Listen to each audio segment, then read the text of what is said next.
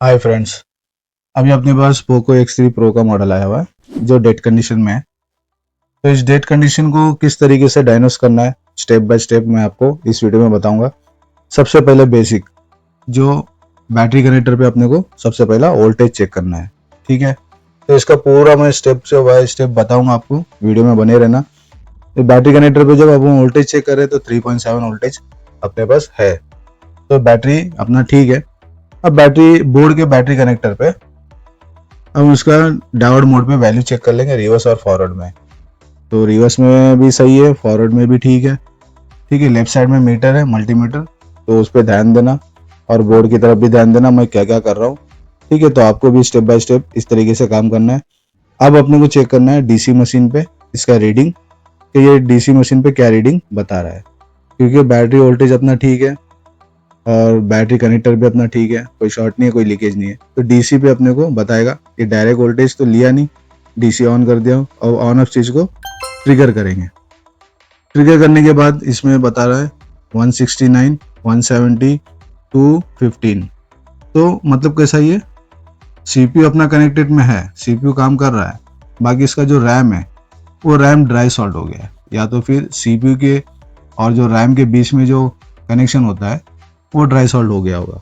ठीक है, तो ये चीज इंडिकेशन अपने को दे रहा है कि ये ड्राई सॉल्ट केस है। अब मैं आपको चार्जिंग पे भी बताता हूँ। ये चार्जिंग एम्पियर है, इसका जो चार्जिंग एम्पियर जो ले रहा है वो 1212 6 पोर्ट पे 1212 लेगा, और ये I2C का मल्टीमीटर है, तो इसमें जो है 1212 भी ले रहा है, 0.6 भी ले रहा है। तो मतलब कैसा, ये मीटर दोनों एक ही है, ये डिजिटल जैसा है, थोड़ा एडवांस है, और उसमें 6 पोर्ट में नॉर्मली बताता है, क्योंकि इसमें DP, DM, C1, C2 सब कनेक्शन है। तो इजीली ये मीटर का भी मैं आपको टेस्टिंग बता रहा हूँ, इस वजह से ये वीडियो बनाया हूँ मैंने। ठीक है, तो अभी इस फ़ोन को वो पैनल से बाहर निकालेंगे बोर्ड को, और इस फ़ोन को किस तरीके से मैं रेडी करता हूँ और कौन सा टूल यूज़ कर रहा हूँ, और जो ईजी मेथड में अपने को सॉल्व हो जाए। ठीक है, तो वीडियो में बने रहना।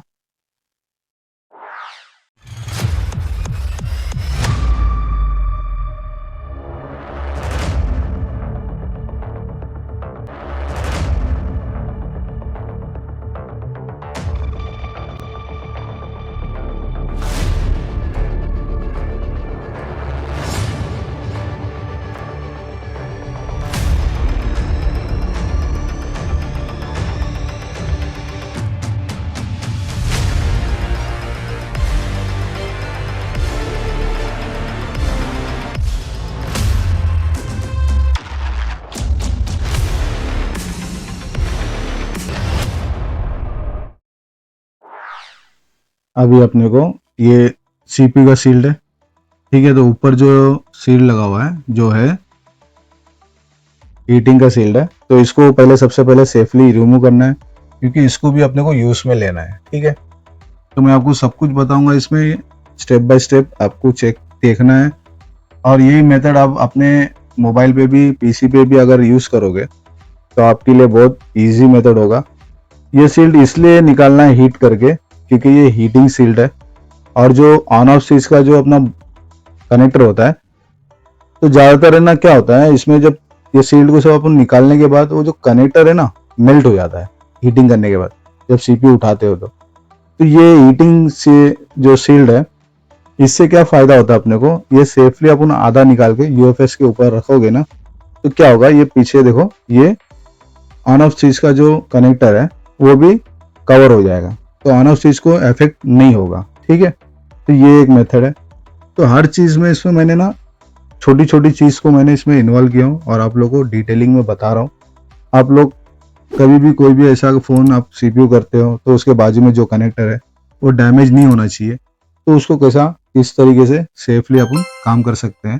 तो अभी ये जो है ड्रिलिंग मशीन से मैं इसका जो साइड में जो कैप है इसको मैं थोड़ा सा कट कर दूंगा, क्योंकि सीपीयू में स्क्रैबर एकदम अपना आराम से इंसेट हो सके। ठीक है ना, क्योंकि इसको भी हैंड स्किल का जरूरत है, इसको भी मैं जूम करके बता रहा हूँ आपको। देखो, इसको एकदम प्यार से करना है, एकदम आराम से। थोड़ा भी झटका लगा तो जो अपना यूएफएस है या सीपीयू है वो ये दोनों आईसी को कुछ ना कुछ डैमेज ना करें। ठीक है, उसका ध्यान देना बहुत जरूरी है, क्योंकि ये हाई स्पीड में चलता है।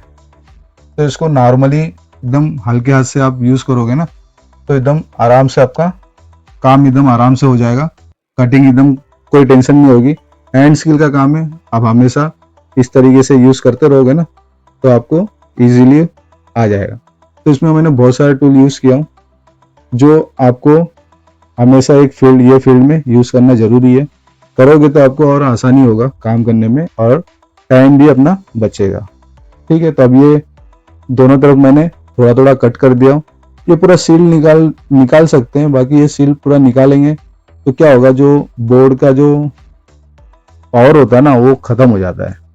सील जो है नीचे, मतलब कैसा है, जैसा भी फोन नीचे गिरा तो ये सील जब लगा रहता है ना तो फोन बोर्ड में ना ज़्यादा इफेक्ट होता नहीं है। तो इस वजह से ये सील्ड है ना बहुत पावरफुल होता है, मजबूती देता है बोर्ड को।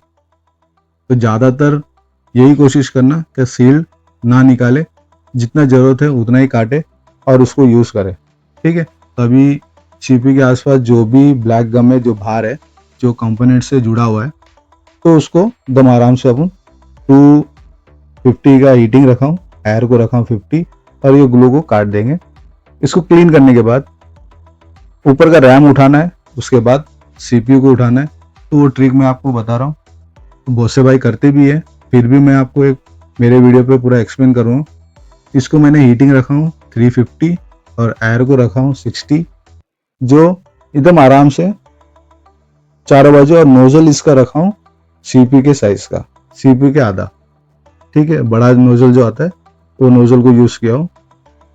तो ये नोजल बड़ा होने से क्या होता है, हीटिंग जो है पूरे सीपीयू में अपना एकदम आराम से लगेगा। तो देखो एकदम प्यार से अपना स्क्रैबर अंदर चला गया, अपना रैम एकदम आराम से उड़ गया। यही हीटिंग में इसको सीपीयू को भी अपने को उठाना है। ठीक है ना, क्योंकि हीटिंग सीपीयू भी हीट हो चुका है, तो यही हीटिंग में आप सीपीयू को भी कंटिन्यू उठाओगे ना तो ईजी होगा, सीपीयू डैमेज नहीं होगा। खाली हल्का हल्का क्या करना है, साइड साइड में थोड़ा लीकेज कर देना है। ठीक है, लीकेज करोगे ना कैसा होगा, इसका जो एयर है वो बाहर निकलेगा, सीपीयू अपना फूगेगा नहीं। इस बात का ध्यान रखना, ये सीपीयू फूकता जल्दी है क्योंकि एयर अगर अपने कंट्रोल में नहीं रहेगा, हीटिंग गन जो है अपने कंट्रोल में नहीं रहेगा, थोड़ा आड़ा टेढ़ा लग गया तो ये आईसी जल्दी फूक जाता है। तो इसका ध्यान देना जरूरी है और गन को अपने को घुमाते रहना है, थोड़ा थोड़ा हल्का हल्का सा इसको लीकेज करना है और थोड़ा सा उठाने की कोशिश करना है, पूरा नहीं उठाना है, थोड़ा सा। जैसे स्क्रैबर अंदर जाने जैसा लगे वो भी एकदम स्मूथली जाना चाहिए। जोर जबरदस्ती करोगे सीपीयू अपना डैमेज हो जाएगा। ठीक है ना, तो इसको एकदम आराम से, आपको देखो स्क्रैबर जैसे अंदर गया वैसे मैं थोड़ा सा हिलाया तो सीपीयू अपना उठ गया एकदम सेफली, ना कुछ डैमेज का झंझट ना कुछ टेंशन। ठीक है, सीपीयू देखो एकदम आराम से अपना निकल गया है, कोई दिक्कत नहीं है। ब्लैक पेस्ट है, थोड़ा हार्ड ही रहता है, बाकी हैंड स्किल का काम है, आराम से करोगे निकल जाएगा। तो अभी मैं इसमें ना पूरा क्लीनिंग प्रोसेस, टोटली रिबॉलिंग, हर चीज़ मैंने इसमें इन्वॉल्व किया हूँ, क्योंकि ये वीडियो थोड़ा लंबा ही है। बाकी जो नए भाई है, जो ये फील्ड में आए हुए हैं, नए जो है जो सीख रहे हैं, तो उनके लिए ये बहुत यूजफुल वीडियो है। आप लोग ये वीडियो पे बने रहना, स्किप नहीं करना। एक एक ट्रिक मैंने इसमें एक्सप्लेन किया हूँ जो मैं हमेशा हर फोन में यूज करता हूँ। ठीक है, तो आप लोग को कैसा, थोड़ा सा बोरिंग भी लगेगा, बोले यार ये तो सब देखा हुआ है, यूट्यूब में बहुत सारा है। बाकी जो ट्रिक है ना वो ट्रिक कोई नहीं बोलता, काम तो कर रहे हैं, बाकी वो किस तरीके से करते हैं वो कोई नहीं बताता। ये चीज़ का ध्यान रखना। ठीक है, ऊपर ही ऊपर हर चीज़ में चलते रहता है, क्योंकि मैं भी जीरो से यहाँ तक पहुँचा हूँ, बहुत तकलीफ उठानी पड़ती है। ठीक है, तो हर जगह पे ट्रेनिंग लेने की ताकत नहीं है, तो अपने को ट्रेनिंग खुद अपने आप को देना पड़ता है। तो उसके बाद ही जब आदमी है कुछ ना कुछ बनता है। ठीक है, तो मैंने भी बहुत संघर्ष करने के बाद यहाँ तक का मैंने अपना अपडेट किया हूँ, अपने को भी और अब मेरे जितना भी टूल है टूल को भी। ठीक है, तो मेरे पास जो अच्छा टूल होता है, जो यूज़फुल होता है, वो टूल को मैं बाय करने की बहुत कोशिश करता हूँ और उसको लेता हूँ, उसको यूज़ करता हूँ। मुझे अच्छा लगे, जो इजी लगे, तो मैं अपडेट करता हूँ सब, जो उसका वीडियो बनाता हूँ। और जो अपने भाई है जिनको यूज़फुल हो तो मैं उसको शेयर करता हूँ ज़रूर। ठीक है ना, तो ये जो चीज़ है क्लीनिंग जो है बोर्ड में, ब्लैक पेस्टेड का, एकदम आराम से ही करना है, ज़्यादा घाई नहीं करना है। इसमें एक प्रिंट भी डैमेज नहीं होना चाहिए। और ये सैमसंग का सीपीयू नहीं है, ये सैमसंग का बोर्ड नहीं है, ठीक है। जो सैमसंग के बोर्ड में एनसील बाहर आ जाएगा एकदम आराम से। बाकी इसमें कैसा है, एनसील ज़्यादा नहीं होता है, बाकी कैसा होता है, बाकी ये जल्दी डैमेज नहीं होता है, ठीक है ना। तो उसका ख्याल रखना जरूरी है। और ये सीपीयू डैमेज जल्दी होता है, ये चीज़ का ध्यान रखना जरूरी है। मैंने पहले ही बताया था, ये सीपीयू के ऊपर जब गन चलाओगे तो चारों बाजू घुमाते ही रहना है और हीटिंग एक जैसा ही लगना है। थोड़ा 19-20 हुआ सीपीयू एकदम फट से फूक जाएगा, क्योंकि ये सीपीयू जो होता है बहुत पतला होता है, ठीक है ना। और इसको क्लीन करने के बाद तो थोड़ा हमेशा है ना क्लीनिंग प्रोसेस रखना चाहिए। वही पेस्ट में अपन क्लीन करते नहीं रहना चाहिए, क्योंकि आजू बाजू में कैसा पूरा कंपोनेंट खराब कर देता है। और कंपोनेंट का भी लीकेज हो गया, अपना रिबॉलिंग सब अच्छा हो जाएगा, सीपीयू भी अच्छे से बढ़ जाएगा। बाकी जो कंपोनेंट जो सीपीयू तक का लाइन जाती है, वो अगर ड्राई सॉल्ड हो गया तो फिर अपना फोन ऑन नहीं होगा। ये चीज़ का भी आपको ख्याल रखना है।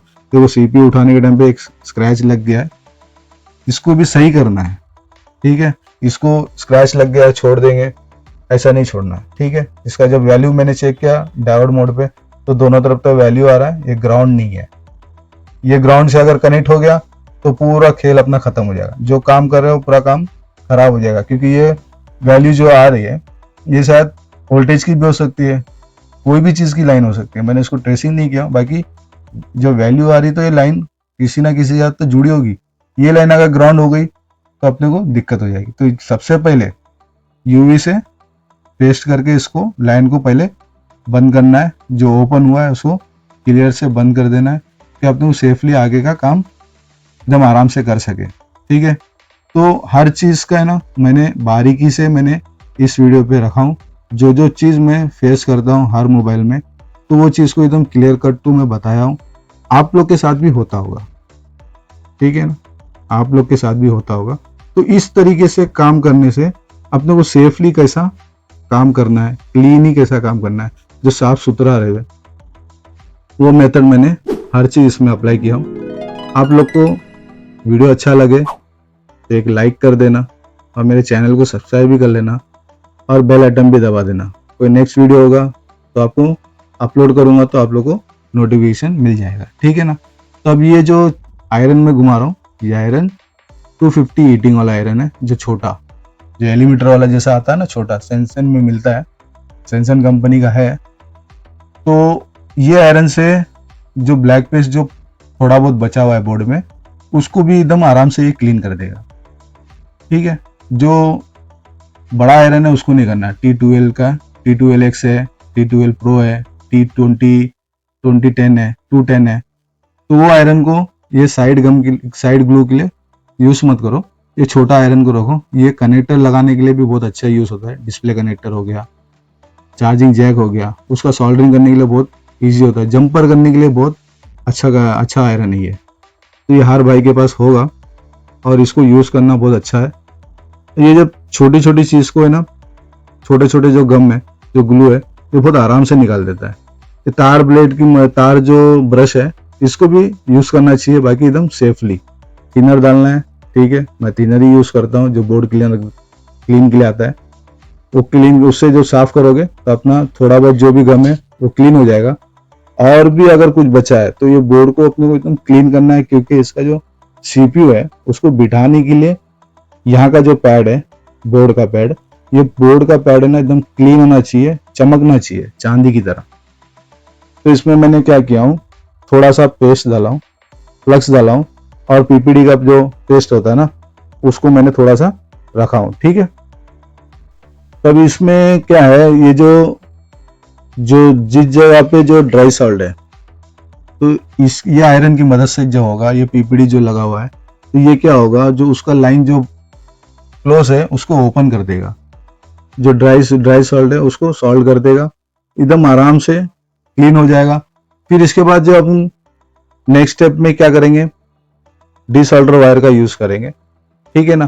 तो उसमें कैसा है, जब हम डीसॉल्डर वायर घुमाएंगे ना तो एकदम स्मूथली आएगा, ये एकदम स्मूथली, इसका जो पैड है ना बहुत एकदम आराम से एकदम अच्छे से इसका क्लीन हो जाता है। तो उसके बाद जो इसका जो स्टेप बाय स्टेप में जो आपको समझा रहा हूँ ना, आप लोग अगर ऐसी अगर काम करोगे ना, तो आपका वन टाइम में, एक ही टाइम में आपका सीपीयू बैठेगा और 101% वो ऑन होगा, सक्सेस होगा। क्योंकि जो अपना जो क्लीनिंग प्रोसेस है ना, वही सबसे मेन है। वो चीज में ही जो है भाई, जो जो बहुत से टेक्नीशियन है, बहुत से भाई लोग है, क्या करते हैं उसमें थोड़ा सा ढील दे देते हैं, एकदम स्पीड में करना है, टाइम नहीं है। तो वैसा काम करोगे ना तो अपने को फेलियर ज्यादा मिलेगा, ठीक है, क्योंकि मेहनत तो अपन कर रहे हैं, सक्सेस मिलना चाहिए ना। तो ये छोटी छोटी चीज जो है ना वो इग्नोर कर देते हैं। तो ये सब चीज को इग्नोर नहीं करना चाहिए, ये सब चीज को है ना अपन को बहुत ध्यान से करना है, क्योंकि हम इसमें टाइम दे रहे हैं, टाइम दे रहे हैं। तो वो टाइम की कीमत जो है, वैल्यू जो होती है, वो अपने को समझना चाहिए। क्योंकि छोटी सी गलती से ना क्या होता है, पूरा टाइम खराब हो जाता है, पूरा काम खत्म हो जाता है। तो वो चीज वैसा नहीं करना चाहिए, ठीक है ना। तो साफ सफाई में सबसे पहला अच्छे से ध्यान देना है, क्योंकि ब्लैक पेस्ट है और जो व्हाइट पेस्ट होता है इससे खतरनाक होता है। व्हाइट पेस्ट तो दिखता भी नहीं है, ब्लैक तो एक बार दिख भी जाता है, व्हाइट पेस्ट कभी जल्दी दिखता नहीं है। उसको भी मैं ऐसे ही क्लीन करता हूँ, क्योंकि मैं हर वीडियो में ये चीज मेंशन नहीं करता हूँ। इसलिए नहीं करता हूँ क्योंकि ये लंबा प्रोसेस होता है, उसको क्लीन करने का जो तरीका होता है ना, मेरा बहुत लंबा है। मैं शॉर्टली नहीं क्लीन करता हूँ। शॉर्टली क्लीन करने से क्या होता है, उसमें ना कुछ कमी हो जाती है, तो वो कमी को सही कैसा करे, तो वापिस से अपने को क्या करना पड़ता है, सीपीयू उठाना पड़ता है, फिर वापिस देखना पड़ता है कोई बॉल मिसिंग तो नहीं हुआ, फिर वो बॉल को सही करना पड़ता है, तो डबल काम हो जाता है। अभी देखो ये ड्राई सॉल्ट, अब ये जो डी सॉल्ट का जो वायर है, इसमें जो है ये देखो कितने प्यार से स्मूथली अपना ये जो डस्ट है, जितना भी अंदर का जो ओपन हुआ है, जो लाइन डिस्कनेक्ट है, वो सब देखो कितने आराम से क्लीन हो जाता है, ठीक है ना। क्योंकि है ना ये जो यही है जो क्लीनिंग करने का जो प्रोसेस है ना, यही बहुत मेन होता है। ये काम करने के टाइम पे सीपीयू रिवॉल्व करने का कोई बड़ी बात नहीं है, बोर्ड क्लीन करने का कोई बड़ी बात नहीं है, बाकी उसका जो तरीका होता है ना, वो तरीका ही बहुत बड़ा होता है। उसको स्टेप बाय स्टेप उस तरीके से आप काम करोगे ना, तो आपको सक्सेस मिलेगा जरूर। तो जो ये मैंने स्टेप यूज करता हूँ ना, हर मोबाइल में करता हूँ। इस मोबाइल में आपको वीडियो बनाने के लिए मैं नहीं कर रहा हूँ, मैं हर मोबाइल को इसी तरीके से टाइम देता हूँ और इसी तरीके से मैं बनाता हूँ। जो वन टाइम में मेरा सीपीयू लग जाएगा, तो वन टाइम में ही उसका काम खत्म हो जाना चाहिए। फिर वापिस से नेक्स्ट टाइम मुझे उठा के फिर वापिस से रिबॉल करने का कोई झंझट नहीं करता मैं, ये एक ही टाइम में बनाता हूँ।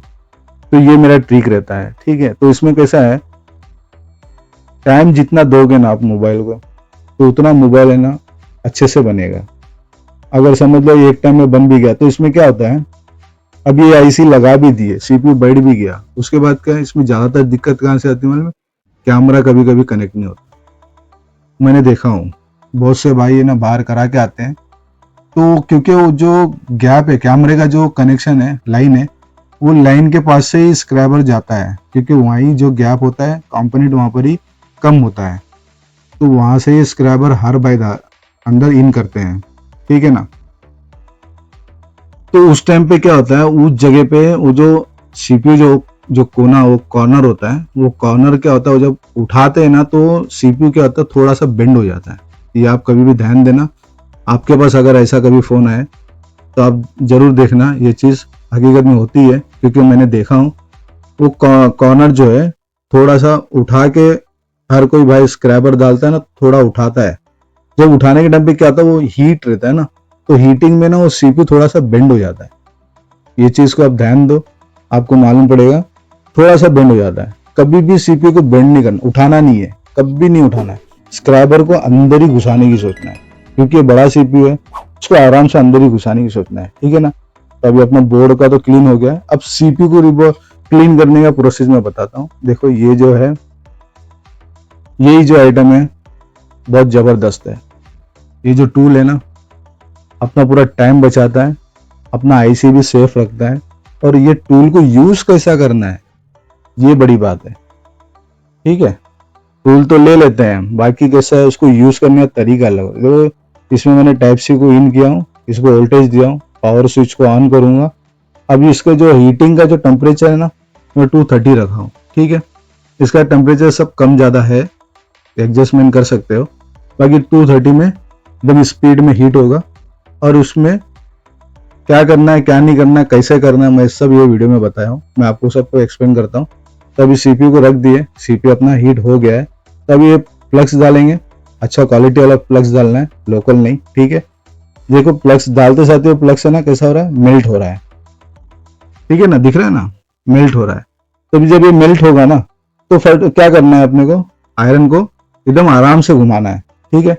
इसको ज्यादा ताकत लगाने की जरूरत नहीं है, ज्यादा फोर्स करने की जरूरत नहीं है, क्योंकि इसमें यही एक चीज है, ये खासियत है ये टूल की, कि ये जो ग्लू है ना एकदम सॉफ्ट कर देता है। सॉफ्ट कर देंगे साथ ही जैसे क्या होता है, अपन आयरन घुमा रहे ऊपर से ना, तो ये इतने प्यार से क्लीन होता है, तो अपना आईसी डैमेज भी नहीं होता है, एक भी क्रैश नहीं आएगा उसमें, एक भी लाइन नहीं आती है। और बहुत अच्छे से मैं ये टूल को जब से लिया हूं ना, बहुत अच्छे से, बहुत टाइम बचाता है ये आईसी, इतने अच्छे से क्लीन करके देता है और इतना स्मूथली काम होता है। देखो ना कितना टाइम लगा। अब जैसे ही मैंने देखा हीट हो गया है, तो ये टाइप से जो चार्जर लगाते हैं, ये वोल्टेज इसको निकाल देना चाहिए। फिर बाद में थोड़ा साफ करके जो ग्लू है, एक्स्ट्रा ग्लू जो निकाले, उसको साफ कर दो कभी भी। साफ करने के बाद ये आईसी उठा के उसके जो नीचे जो पैड है टूल का, उसको है ना क्लीन कर देना चाहिए, ठीक है। कभी भी क्लीन कर दो तो इजी में होगा। तो अभी डिसऑल्डर वायर से अपन इसका जो बचा कुचा जो गम है प्लस जो सोल्डर है पूरा क्लीन करेंगे, इसको जीरो में लेके आएंगे, अच्छे से क्लीन हो जाता है। ये हीटिंग है, लाइन तो इसका आपने डिस्कनेक्ट कर दिए, बाकी ये इसमें टूल में हीट होता है, हीटिंग है ना बहुत देर तक रहती है, तो उस टेम्परेचर कम होते रहेगा। बाकी अपना आयरन का हीटिंग है प्लस टूल में भी हीटिंग है, तो आईसी गर्म ही रहेगी, तो एकदम आराम से डिसऑल्व भी हो जाता है, ठीक है ना। तब इसको एक टाइम पे पोंछोगे, क्लीन हो जाएगा, कोई चीज का झंझट नहीं। इसमें इतना टाइम बचता है, इतना टाइम बचता है ना। आप कभी भी ये टूल को लेकर देखो, बहुत से भाई यूज भी करते होंगे, जो नहीं करते हैं ये टूल को लेकर रखो। ज्यादा महंगा नहीं है, सस्ता ही है, ठीक है। अगर आपको चाहिए, अगर आपको ऐसा लगता है ये टूल लेना चाहिए, तो आप मुझे कमेंट करना, मैं आपको बताऊंगा ये टूल कितने रेट का मिलता है और कहाँ से मिलता है। बहुत इजी टूल है, बहुत अच्छा है। अब ये सीपीयू साइड, ईएमसी साइड का जो है, सॉरी रैम साइड का जो है ग्लू क्लीन कर दिए। अब सीपीयू साइड का क्लीन करेंगे। टाइप सी चार्जर है, ये चार्जर से कनेक्ट करोगे, 5 वोल्ट में लगता है इसको, ठीक है। अब पावर ऑन करके इसका हीटिंग चालू करना है। जैसे हीटिंग चालू हो जाएगी वैसे फ्लक्स को लगा ये डालना है, गर्म हो जाए आईसी, गर्म ताबड़तोब ये गर्म हो जाता है, इसको कोई टाइमिंग नहीं लगती जो 10 मिनट छोड़ना है 5 मिनट छोड़ना है, ऐसा कुछ नहीं। ताबड़तोब देखो, अभी फ्लक्स डालूंगा ना वैसे ही देखो मेल्ट होने लग जाएगा, फ्लक्स ही मेल्ट हो जाता है। तो ये हीटिंग है ना जल्दी से हो जाता है। तो क्या हीटिंग जल्दी होने से क्या होता है, अपना आईसी भी सेफ रहता है, आईसी में डैमेज होने का चांसेस बहुत कम होता है। प्लस क्या है, अपन मैं इससे पहले तो ऐसी नॉर्मली करता था, तो उसमें कैसा है रिबॉलिंग सब अच्छे से हो जाती, क्लीन भी अच्छे से हो जाता, सब कुछ ठीक ठाक हो जाता। जब आईसी बोर्ड में लगाते तो आईसी डेड हो जाती। तो बोले ऐसा क्या हो गया, कभी कभी होता है, ठीक है ना। कितना भी हैंड स्किल अच्छा रहे, कभी कभी तो नुकसान होता ही है। तो वैसी चीज मेरे साथ हुई है, तो उस वजह से मुझे, जब मैं कभी सोचता था कोई अच्छा टूल निकले तो अच्छा लगे इसको क्लीन करने के लिए भी, तो जो केमिकल आता था वो केमिकल भी यूज करते थे। तो बहुत से चीज जो है अपडेट होते रहती थी, तो वो सब चीज मैंने यूज करके देखा हूँ। जो ये चीज मैंने यूज किया ना टूल को, हीटिंग वाला टूल, बहुत मस्त है। देखो ये कितने अच्छे से साफ हो गया, और बहुत कम टाइम में आईसी भी एकदम अच्छे से क्लीन हो जाती है। आईसी डैमेज होने का चांसेस बहुत कम रहता है, बहुत बोले तो बहुत कम, चांस ही नहीं। जैसा मैं मेथड बताया ना वैसी, वोल्टेज देना है, आईसी को रखना है, फ्लक्स डालना है, हीट हो जाएगा, वैसे ही थोड़ी देर तक आयरन को घुमा के क्लीन करना है, ठीक है। जैसा सॉफ्ट ज्यादा दिखेगा तो वैसे ही इसका जो वोल्टेज है निकाल देना है, ठीक है। चार्जर को निकाल दोगे तो ये ऑफ हो जाएगा। फिर जो इसकी जो हीटिंग रहेगी, नॉर्मल हीटिंग, वो हीटिंग में ही अपन आईसी अपना सेफली पूरा क्लीन कर सकते हैं, सब काम कर सकते हैं इसके ऊपर, ऐसा कुछ नहीं है। जैसे समझ लो सीपीयू आईसी क्लीन करने के लिए एक स्टैंड आता है, जो स्टैंड लेते हैं 1500-1600 का स्टैंड है, मिलता है ना, ठीक है, वैसा वाला स्टैंड, वो स्टैंड से अच्छा तो है ये स्टैंड ले लो, ये भी बहुत बढ़िया है, ठीक है। अभी अपने को रैम क्लीन करना, वही प्रोसेस है, इसका क्लीन करने का तरीका यही है। वोल्टेज दो, थोड़ा सा गर्म हो जाएगा, उसके बाद वोल्टेज को निकाल दो, फिर वो हीटिंग में ही पूरा आईसी आयरन से अपन क्लीन कर देंगे। इसमें क्या है, मेरे को एक चीज इसमें ये चीज अच्छी लगी, जब आयरन घुमाते हैं ना तो ये एकदम आराम से, एकदम हल्के से ही, हल्के हाथ से ये क्या है एकदम साफ हो जाता है। बहुत लाजवाब टूल है ये। मैं तो यही सोचता हूँ कि हर टेक्नीशियन के पास ये टूल होना चाहिए जो सीपीयू का काम करता है, ठीक है। बड़े बड़े आईसी, अब छोटी आईसी को भी इसको आप कर सकते हो, बाकी छोटे आईसी में करने का इतना नहीं है, बाकी सीपीयू का जितना भी है आप इसमें करो, आपको बहुत जल्दी से रिजल्ट मिलेगा। आपको अगर मैं गलत बोल रहा था, अब एक बार है ना परचेस करके देखना। मैं टूल का रिव्यू नहीं दे रहा हूँ क्योंकि ऐसा टूल बहुत सारे कंपनी में आया है, ठीक है। ये टूल मुझे मिला है तो मैंने आपको बताया क्योंकि ईजी है, इस वजह से मैं आपको बताया हूँ। अगर आपको अच्छा लगता है तो आप लेके यूज करो, यूज करने के बाद मुझे कमेंट में बताना कैसा लगा। अब ये पूरा डिसॉल्व है ना लाइन, ठीक है। तो ये लाइन को भी कैसा क्लीन करना है, ये ब्रश की तार, जो ब्रश है वो ब्रश की मदद से थिनर डाल के आराम से क्लीन करोगे, ये सब जो लाइन है क्लियर हो जाएगा।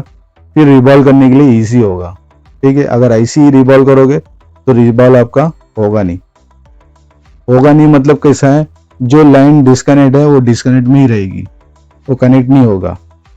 बहुत से भाई क्या करते हैं, ऐसे ही रिवॉल्व कर देते हैं, जो नए हैं जिनको नहीं पता है तो वो क्या करते हैं, थोड़ा सा थिनर डाल के पोंछ के, तो थोड़ा लाइटली हल्का सा जो ग्रे कलर में दिखता है तो बस उसके ऊपर ही रिवॉल्व कर देते हैं। ऐसी चमकना चाहिए, चांदी कलर में जैसा जो चमक रहा है ना, वैसा अगर एक एक बॉल चमकेगा ना तो एकदम आराम से सेफली अपना ये काम रिवॉल्व भी अच्छे से हो जाएगा। और ये जो आईसी डबल डेकर है, एक के ऊपर एक आराम से कनेक्ट होगी और बोर्ड पे भी बहुत अच्छे से कनेक्ट होगी। इसलिए मैंने बोर्ड का प्रोसेस पहले बताया, क्योंकि बोर्ड को जो क्लीन करने का तरीका होता है ना, वो ये मेथड ही होता है, घाई करना ही नहीं है।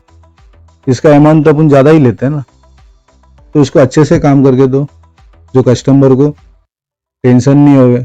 और इसमें जो पीपीडी का रोल है ना, बहुत बड़ा रोल है। पीपीडी को यूज़ करने के टाइम पे, रिवॉल्व करने के टाइम पे हमेशा ध्यान देना, क्योंकि बहुत से भाई करते होंगे तो देखो 2-3 महीने के बाद फिर रिटर्न आ जाता है, ये कंप्लेंट आती होगी, ठीक है। क्यों आती है, क्योंकि वो जो पीपीडी है ना, आप अच्छी क्वालिटी का ही पीपीडी यूज कर रहे हो, बाकी जो पीपीडी जो होती है एक बार दूसरे आईसी में यूज किए हैं तो जो पीपीडी बचा हुआ है तो वही पीपीडी आप लेके या आईसी के ऊपर अप्लाई कर देते हो। वो क्या होता है, थोड़ा टाइम के बाद, आधा घंटा, 1 घंटा, 2 घंटा, उसके बाद आप फिर वापस से दूसरी आईसी रिवॉल्व कर रहे हो तो आपको ऐसा लगता है कि वो गीला तो है, बाकी वो सूख जाता है, उसकी जो क्वालिटी है ना खत्म हो जाती है। तो उसको क्या करना चाहिए, निकाल देना चाहिए। जब आप कभी भी अगर पीपीडी निकाल रहे हो तो आईसी का साइज देख के उसके हिसाब से आप पीपीडी निकाल के यूज करो, तो नेक्स्ट आईसी के लिए भी अपने को बहुत आराम से यूज होगा। मैं हर आईसी को रिवॉल्व करने के टाइम पे फ्रेश ही निकालता हूँ, फ्रेश ही यूज करता हूँ। उसके अंदर अगर पीपीडी, अगर पैड में जो पीपीडी ज़्यादा रहेगी ना तो भी उसको मैं साफ करके हटा देता हूँ, क्लीन कर देता हूँ, ठीक है। जो स्क्रैबर में जो पीपीडी लगी रहती है उसको क्लीन कर देता हूँ, फिर नया ही लेता हूँ मैं, क्योंकि मुझे पता है, क्योंकि ये लगाने के बाद, रिवॉल्व करने के बाद कोई ना कोई बॉल छोटा या बड़ा हो जाता है, दिक्कत रहती है। तो इस वजह से मैं देखो पीपीडी फ्रेश ही लेता हूँ, उसको अच्छे कपड़े में थोड़ा सा ड्राई कर देता हूँ, उसके बाद ही मैं इसको अप्लाई करता हूँ। और अप्लाई करने के टाइम पे ही अपने को पता चल जाता है ये कितने स्मूथ में अप्लाई हो रहा है, ठीक है ना। तो ये सब छोटी छोटी चीज़ का ना बहुत ख्याल रखना पड़ता है, क्योंकि ये छोटी छोटी चीज़ ही है जो है अपने टेक्नीशियन भाई है ना इग्नोर कर देते हैं। इसमें क्या होता है, अपना टाइम खराब हो जाता है, फिर क्या होता है, मोबाइल ऑन नहीं होता है, या तो लो बूटिंग में चला जाता है, या तो हाई बूटिंग में चला जाता है, या तो कोई छोटा बॉल बन जाता है, कोई बड़ा बॉल बन जाता है। तो उसमें उस कारण से क्या होता है, जितनी मेहनत की है वो सब खराब, फिर वापिस से निकालो, फिर उसको रिवॉल्व करो, तो डबल काम हो जाता है ना। तो वो काम नहीं करना है, ठीक है। तो देखो अभी ये वन टाइम, मैं हमेशा कभी भी आईसी के ऊपर काम करता ना, वन टाइम काम करता हूँ। देखो रिवॉल्व हो गया, एक बॉल भी अपना मिसिंग नहीं होगा और एक बॉल भी छोटा बड़ा नहीं होगा, क्योंकि ये तरीका ही ऐसा है। अब मेरी तरीके से अगर आप काम करोगे आपको कभी फेलियर नहीं होगा। सीपीयू अपना रिवॉल्व हो चुका है, अब रैम को रिवॉल्व करना है। रैम का भी जो डिस्कनेक्ट था वायर, जो लाइन सब, जो पैड सब डिस्कनेक्ट में थी, तो सबको मैंने वही तार की मदद से, ब्रश तार की मदद से क्लीन करके सब ठीक ठाक कर दिए। अब रिवॉल्व करने में भी अच्छा लगेगा और रिवॉल्व इसका भी सीपी की तरह ही रिवॉल्व अच्छे से हो जाएगा, ठीक है ना। तो ये जो छोटी छोटी जो ट्रिक है मैंने इस वीडियो में रखा हूँ, आप लोग को अच्छा लगे तो मेरे चैनल को लाइक कर देना, एक सब्सक्राइब बटन भी दबा देना, बेल आइटम बाजू में है उसको भी दबा देना, क्योंकि नेक्स्ट वीडियो मैं अपलोड करूँगा तो आप लोग को नोटिफिकेशन मिल जाएगा, ठीक है। थोड़ा सपोर्ट करो यार। ये वीडियो कम से कम नहीं बोले तो 1-1.5 घंटे की वीडियो है।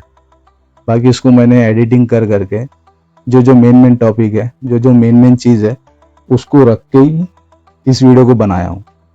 तो इसमें टाइम लगता है, मेहनत लगती है।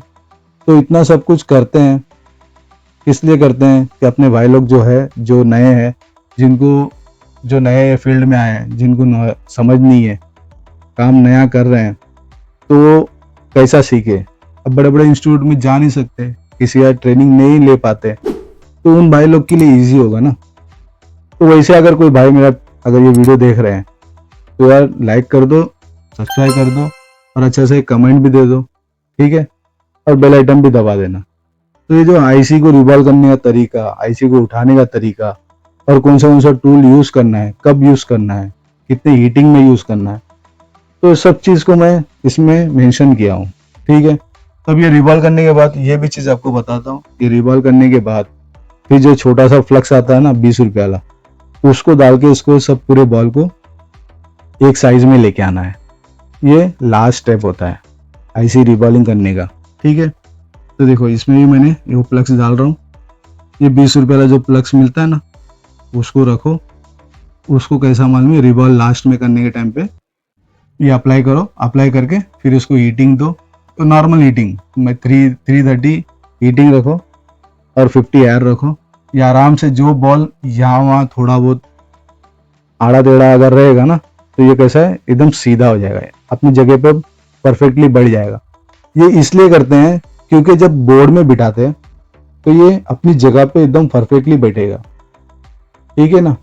तब मैं इसको बिठाने का भी तरीका आपको बताता हूँ, बोर्ड में किस तरीके से बिठाना है और क्या मेथड है इसका और कितने सिंपल में बैठता है। एक ही टाइम में जो भी काम है, एक ही टाइम में, नेक्स्ट टाइम आपको आईसी उठाना ही नहीं पड़ेगा क्योंकि अब फोन ऑन हो जाएगा, ठीक है। अब बोर्ड की तरफ जाएंगे। अब बोर्ड के पास थोड़ा सा अपने को फ्लक्स लगाना है और अच्छा क्वालिटी वाला, 20 रुपये वाला नहीं लगाना है, ठीक है। 20 रुपये वाला तब लगाना है खाली रिवॉल्व हो जाने के बाद। तो ये अच्छा क्वालिटी वाला जब फ्लक्स लगाओगे बोर्ड में ना, तो कैसा है, आईसी एकदम इजीली बैठेगा, आईसी जल्दी डैमेज नहीं होगी, क्योंकि आईसी बिठाने के टाइम पे भी अपने को हीट देना है ना। तो इस चीज का ख्याल रखना है। ये छोटी छोटी चीज है जो आपको ध्यान में रखना जरूरी है। आप जितना काम करते रहोगे, जितना प्रैक्टिस करते रहोगे, उतना आपको नॉलेज मिलते रहेगा, ठीक है। अब मेरे पास भी जो भी होगा मैं आपको बताऊंगा। अभी इसमें जो 2 कॉर्नर है, ये दोनों कॉर्नर के बीचों बीच में अपने को आईसी बिठाना है, ठीक है, और इसके ऊपर स्ट्रेट हीट देना है, ठीक है। अभी मैं वीडियो बना रहा हूँ करके थोड़ा साइड में दे रहा हूँ, बाकी इसको मैं स्ट्रेट में हीट देता हूँ। हमेशा गन को ऊपर ही रख के हीट चारों बाजू हीट मारेंगे ना, तो जो आईसी है परफेक्टली अपनी जगह पे बैठ जाती है। जब एक 10 सेकेंड के लिए देना है हीट, आपको घुमाना है, ठीक है। उसके बाद जो है अपने को प्लग्स है ना हल्का सा इन करना है। तो क्या होगा, अंदर से जैसे अगर पूरा बॉल मेल्ट हो जाएगा ना, तो अंदर से क्या होगा, थोड़ा सा फ्लक्स है ना बाहर आएगा, बुड़बुड़ी करके देखो हवा के जैसा बाहर आता है। जैसे ही बाहर आएगा ना, तो समझ जाना अपना आईसी अंदर का हीट हो गया, पैड टू पैड कनेक्ट हो रहा है। तो उसके बाद थोड़ा सा हल्का सा फ्यूजर की मदद से आपको थोड़ा डांस करा देना है, इसको हल्का सा हिलाना है। जब तक हिलाओगे नहीं, वो जब तक आईसी परफेक्टली बैठेगा नहीं, ठीक है ना। ये एक मेथड हो गया। अब इसके बाद जब है ना सीपीयू बिठाने के बाद सीपीयू अपना सही से बैठा है नहीं बैठा है उसको चेक करना है, ठीक है। तो देखो अभी बोर्ड के पास आएंगे, बैटरी कनेक्टर पे पास, और इसको डीसी के मदद से इसको चेक करेंगे डीसी का रीडिंग क्या आता है। अब जब स्टार्टिंग में मैंने डीसी का रीडिंग लिया था क्या आया था वो आपको याद होगा तो ठीक है, नहीं तो वापस से रिवर्स करके देख लेना, नहीं तो मैं आपको बताता हूँ। अब इसको ऑन ऑफ स्विच का ट्रिगर करेंगे। देखो डीसी का रीडिंग क्या ले रहा है, सेम टू सेम 160, 169, 70 टू 15, यही रीडिंग स्टार्टिंग में ले रहा था। मैं आपको स्टार्टिंग में बताया ना, ये रैम जो ड्राई सॉल्ट होता है या सीपीयू ड्राई सॉल्ट होती है, जो रैम का कनेक्शन होता है वो सही नहीं होता तो वो रीडिंग आती है। तो अभी अपन इसको सिस्टम में कनेक्ट करेंगे। तो अभी सिस्टम में कनेक्ट करने के टाइम पे देखो ये पोर्ट बनाता है या नहीं बनाता है वो भी चेक करना जरूरी है, ठीक है। तो अभी देखो अपना ये पोर्ट बना दिया, तो पोर्ट बना दिया तो अपना क्या हो गया कंफर्म, अपना वोल्टेज एकदम सही है बोर्ड में, प्लस अपना सीपीयू एकदम परफेक्टली बैठ गया है। तो अब अपने को नेक्स्ट स्टेप जो है रैम को बिठाने का एकदम आराम से अपन बिठा सकते हैं, कोई दिक्कत नहीं है, ठीक है ना। तो अभी ये चीज़ है। अब नेक्स्ट स्टेप है अपने को रैम को साफ करके एकदम क्लीन ही बिठाना है। अपना सीपीयू का काम कंप्लीट हो चुका है। ये तरीका होता है वन टाइम, एक ही टाइम में आपको सीपीयू बिठाना है, एक ही टाइम में आपको रैम बिठाना है।